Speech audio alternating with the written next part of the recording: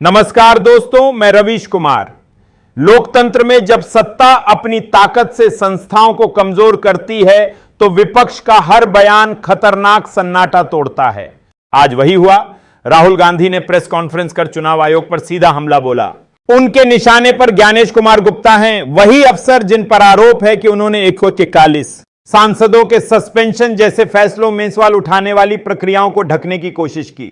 राहुल गांधी ने कहा, मेरे पास सबूत हैं, लेकिन मैं सुप्रीम कोर्ट नहीं जाऊंगा।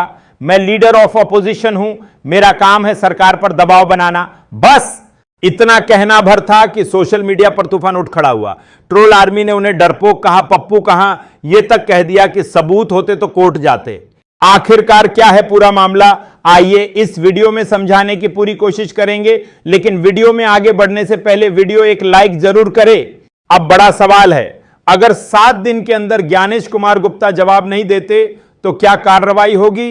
क्या कोई सजा, कोई जेल तक का रास्ता खुल सकता है, या फिर यह भी सिर्फ एक और राजनीतिक रस्म अदायगी बनकर रह जाएगा? दोस्तों, संसद से लेकर चुनाव आयोग तक यह वही तस्वीर है जिसे देखकर हम बार बार कहते हैं, लोकतंत्र की लड़ाई अब सिर्फ विपक्ष की नहीं बल्कि हर उस नागरिक की है जो सवाल पूछना चाहता है। राहुल गांधी ने अपना दांव चल दिया है। अब देखना है कि चुनाव आयोग सिर्फ नोटिस भेजेगा या सच में जवाब देगा। सत्ता का खेल देखिए, जहां कानून के नाम पर नियम ऐसे लिखे जाते हैं कि सवाल पूछने वाला खुद फंस जाए।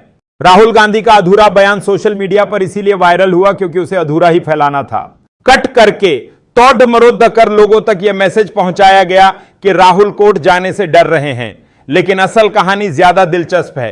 राहुल ने कहा, मैंने नेता प्रतिपक्ष के तौर पर अपना काम पूरा कर दिया है। अब लोकतंत्र को बचाना संस्थाओं का काम है, यानी संकेत साफ है, सबूत मौजूद हैं, खेल पकड़ा जा चुका है। लेकिन जो एजेंसियां इस खेल को रोक सकती थीं, वो खुद खेल का हिस्सा बन गई हैं।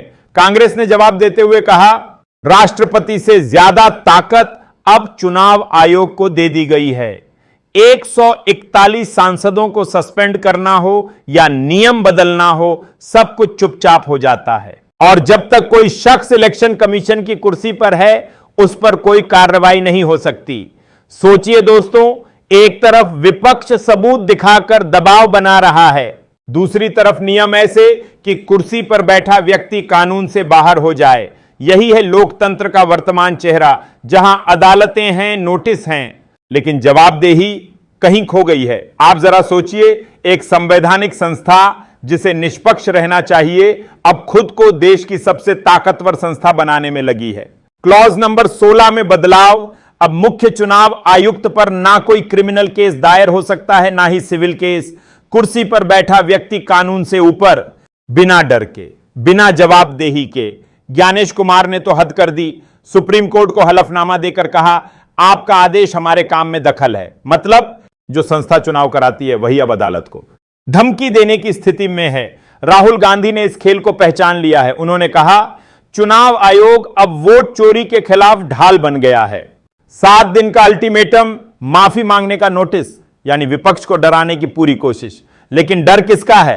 राहुल गांधी का, या फिर उस सिस्टम का जो अपने ही बनाए नियमों में खुद को कैद करके बच निकलना चाहता है? दोस्तों, यह सिर्फ एक नाम या चेहरा नहीं है, यह पूरी प्रक्रिया है, जहां लोकतंत्र के नाम पर ऐसे कानून लिखे जा रहे हैं जो लोकतंत्र को ही कमजोर करते हैं। जब आयोग आदेश से ऊपर हो जाए और अदालत बस नोटिस तक सीमित रह जाए, तो समझ लीजिए जनता की ताकत कागज पर रह गई है। राहुल गांधी ने सबूत दिखाए, वोट चोरी के, वोट डिलीट करने के। लाइव प्रेस कॉन्फ्रेंस में दस्तावेज सामने रखे, लेकिन चुनाव आयोग ने ना सुनवाई की ना जांच की, बस 2 शब्द कहे, यह आधारहीन है।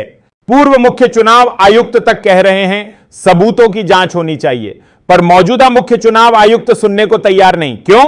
क्योंकि संसद ने वो कानून पास कर दिया है जिसके बाद आयोग के फैसले को ना अदालत चुनौती दे सकती है, ना जनता सवाल कर सकती है।